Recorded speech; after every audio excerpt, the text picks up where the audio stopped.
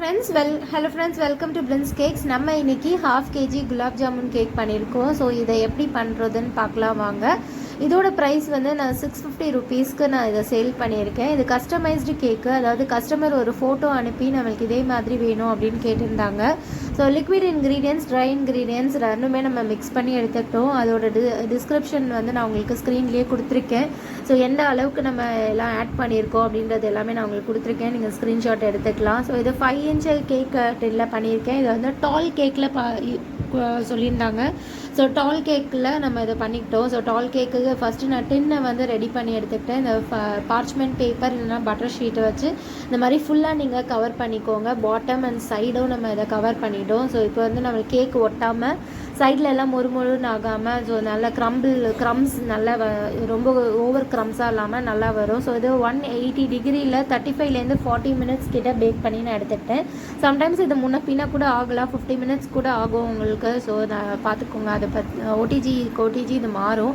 ரொம்ப ஃப்ளஃபியாக, ரொம்ப சாஃப்டாக, நல்ல பேக்காகி வந்தது, நல்லா டாலாகவே வந்திருந்தது. ஸோ இது அழகாக இந்த பேப்பர் கூட வந்துடுச்சு. ஸோ பார்ச்மெண்ட் பேப்பர் ரொம்ப ஒட்டாமல் ரொம்ப சூப்பராக அதை க்ளீனாக வந்துடுச்சு. ஸோ இது க்ரீமுக்கு நான் சில்வர் மார்க் க்ரீம் எடுத்திருக்கேன்.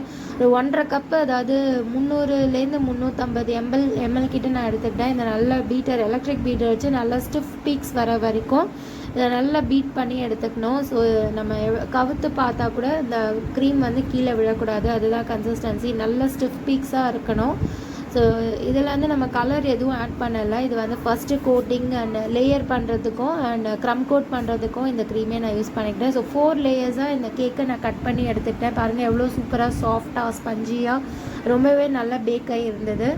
ஸோ இதே மாதிரி நம்ம கட் பண்ணி எடுத்துக்கிட்டோம். இதில் வந்து சுகர் சிரப்புக்கு பதிலாக நம்ம நான் சுகர் சிரப் தான் யூஸ் பண்ணியிருக்கேன். இதில் நீங்கள் அந்த சோப் பண்ணுறோம் இல்லையா குலாப் ஜாமுன், அந்த சுகர் வாட்டர் கூட நம்ம அதில் எடுத்துக்கலாம், அந்த சிரப் வாட்டர் கூட எடுத்துக்கலாம். ஸோ இதை ஒரு லேயர் க்ரீமு, ஒரு லேயர் குலாப் ஜாமுன் மேலே வச்சு நம்ம கொஞ்சம் நிறையவே குலாப் ஜாமுன் வச்சோம். ஸோ ஃபுல்லாக அப்படியே ரவுண்டாக வைக்க முடியல, ஏன்னா வந்து க்ரீம் சரியாக அது உள்ளே வராது, விழுந்துடும், சரிஞ்சிடும்ன்றதுனால நான் கட் பண்ணி வச்சுருந்தேன். ஸோ ரொம்பவே நல்லா வந்திருந்தது கேக்கு.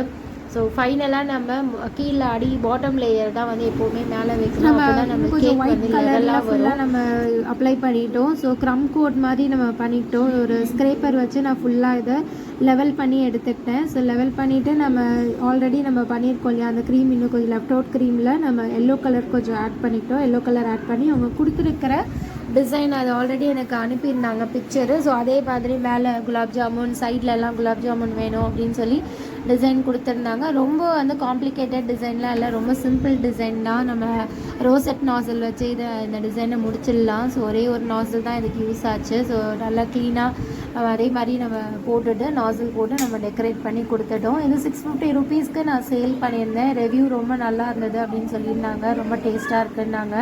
ஸோ இதே மாதிரி நீங்களும் செஞ்சு பாருங்கள், ரொம்ப ஈஸியாகவே செய்யலாம். எக்கு கேக் விட எக்லெஸ் கேக் வந்து ரொம்ப ஈஸியாக வரும் செய்யறதுக்கு. ஸோ பிடிச்சிருந்தா கமெண்ட் பண்ணுங்கள், லைக் பண்ணுங்கள், ஷேர் பண்ணுங்கள். தேங்க்யூ.